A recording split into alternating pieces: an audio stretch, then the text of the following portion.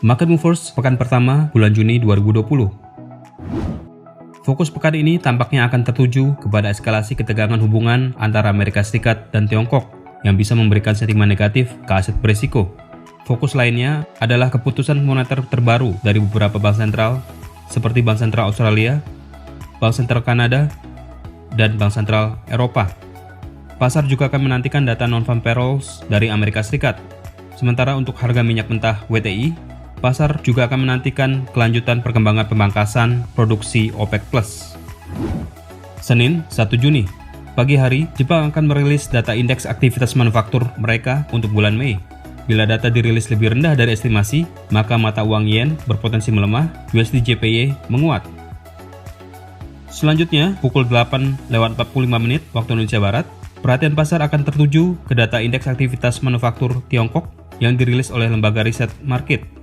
Bila data dirilis lebih rendah dari estimasi, AUD/USD berpeluang bergerak turun.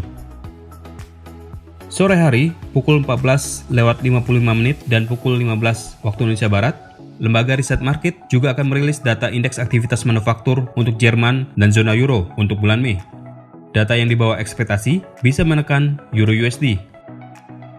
Dan tepat pukul 15:30 waktu Indonesia Barat, Markit akan merilis data indeks aktivitas manufaktur Inggris untuk bulan Mei. Bila data dirilis lebih rendah dari estimasi, ini berpotensi menekan GBP/USD. Tidak ketinggalan, Lembaga Institute for Supply Management atau ISM akan merilis data indeks aktivitas manufaktur Amerika Serikat untuk bulan Mei di pukul 21 waktu Indonesia Barat. Bila angka yang dikeluarkan lebih rendah dari estimasi, ini berpeluang memicu kenaikan harga emas. Selasa, 2 Juni. Sebelum perhatian tertuju ke keputusan moneter terbaru Bank Sentral Australia, tepat pukul 8:30 waktu Indonesia Barat, Australia akan merilis dua data ekonomi penting, yaitu laba operasional perusahaan di Australia dan neraca berjalan. Yang keduanya untuk periode kuartal pertama tahun ini. Bila kedua data tersebut lebih baik dari estimasi, AUD/USD berpeluang bergerak menguat. Siang harinya, pada pukul 11:30 atau pukul 12:30 waktu Indonesia Barat, perhatian akan tertuju ke keputusan moneter terbaru dari Bank Sentral Australia. Bila mereka mempertahankan suku bunganya dan memberikan pernyataan yang cenderung hawkish atau positif, maka AUD/USD berpeluang melanjutkan kenaikannya. Sore hari, pukul 15:30 waktu Indonesia Barat, Inggris akan merilis data persetujuan kredit pemilikan rumah untuk periode April. Bila data yang dirilis lebih tinggi dari estimasi, ini berpotensi memicu penguatan GBP/USD. Rabu, 3 Juni. Pukul 8:30 waktu Indonesia Barat, Australia akan merilis data pertumbuhan ekonomi mereka untuk kuartal pertama tahun ini. Bila data yang dirilis tidak seburuk perkiraan, maka AUD/USD berpeluang bergerak naik. Selanjutnya, 15 menit kemudian, data ekonomi Tiongkok akan menjadi katalis selanjutnya untuk pergerakan AUD/USD. Bila data indeks aktivitas jasa Tiongkok versi Markit untuk bulan Mei dirilis lebih tinggi dari estimasi atau bahkan di atas level 50, maka AUD/USD berpotensi mempersolid kenaikannya. Sore hari, Jerman akan merilis data perubahan jumlah pengangguran untuk bulan Mei. Bila angka yang dirilis lebih tinggi dari estimasi, ini berpotensi memicu penurunan Euro/USD.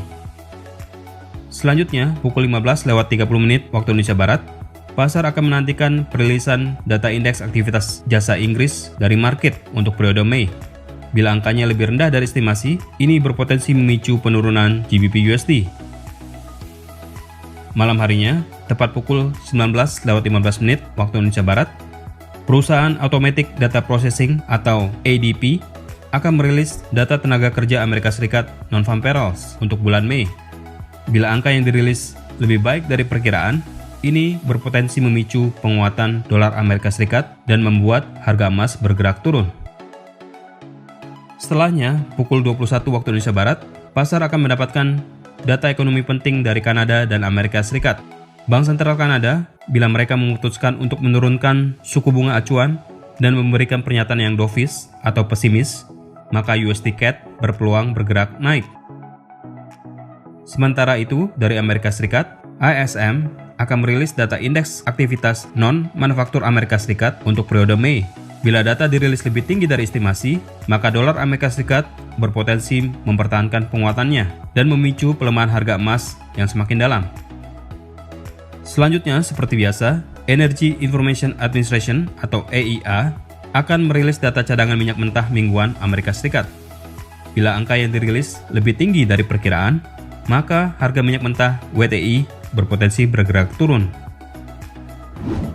Kamis, 4 Juni, pukul 8.30 waktu Indonesia Barat, Australia akan merilis dua data ekonomi penting, yaitu data penjualan retail dan data neraca perdagangan untuk periode April. Bila kedua data tersebut dirilis lebih tinggi dari estimasi, maka ini berpotensi memicu kenaikan AUD/USD. Selanjutnya di siang hari, pasar akan menantikan perilisan data indeks jasa Jerman dan zona Euro yang dirilis pukul 14.55 dan pukul 15 waktu Indonesia Barat. Bila kedua data dirilis lebih buruk dari estimasi, maka Euro/USD berpotensi bergerak turun. Selanjutnya pukul 15.30 waktu Indonesia Barat, Inggris akan merilis data indeks aktivitas konstruksi untuk periode Mei. Bila data yang dirilis lebih tinggi dari estimasi, maka GBP/USD berpotensi bergerak menguat. 30 menit kemudian, sebelum fokus tertuju ke keputusan moneter Bank Sentral Eropa atau ECB, pasar akan melihat data penjualan retail zona Euro untuk periode April. Bila angka yang dirilis lebih buruk dari perkiraan, maka ini berpotensi memicu pelemahan Euro/USD. Dan tepat pukul 18.45 waktu Indonesia Barat, pasar akan menantikan perilisan kebijakan moneter terbaru dari Bank Sentral Eropa atau ECB. Bila mereka secara mengejutkan memangkas suku bunga, maka Euro/USD berpotensi turun semakin dalam. Selanjutnya, 45 menit kemudian, pasar akan mencari petunjuk lebih lanjut untuk pergerakan Euro/USD dari konferensi pers yang dilakukan oleh Presiden ECB. Bila ECB mempertegas pandangan dovish atau pesimis dari kebijakan moneter terbaru mereka, maka Euro/USD berpotensi melanjutkan penurunannya.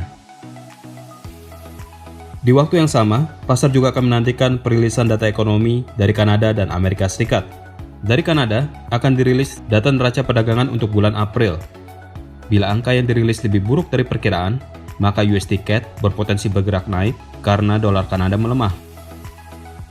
Sementara itu, dari Amerika Serikat akan dirilis data klaim tunjangan pengangguran mingguan dan data neraca perdagangan untuk bulan April. Bila data dirilis lebih baik dari perkiraan, maka dolar AS berpeluang menguat dan harga emas dapat bergerak turun. Jumat, 5 Juni. Jerman akan merilis data pesanan pabrik untuk bulan April pada pukul 13 waktu Indonesia Barat.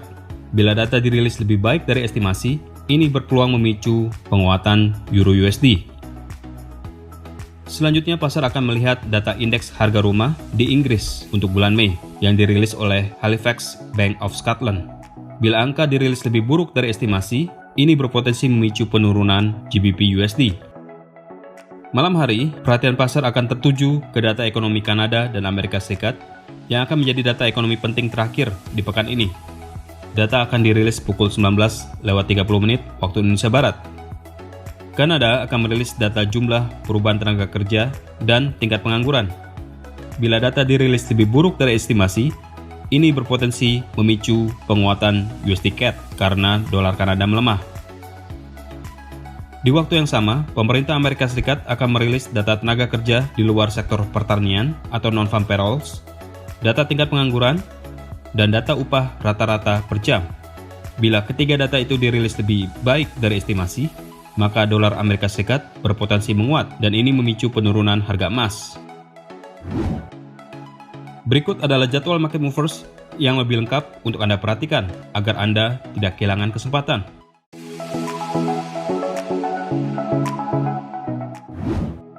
Segera manfaatkan peluang tradingnya. Untuk informasi lebih lanjut, silakan hubungi kontak person Anda di MIFX. Terima kasih dan sukses untuk trading Anda.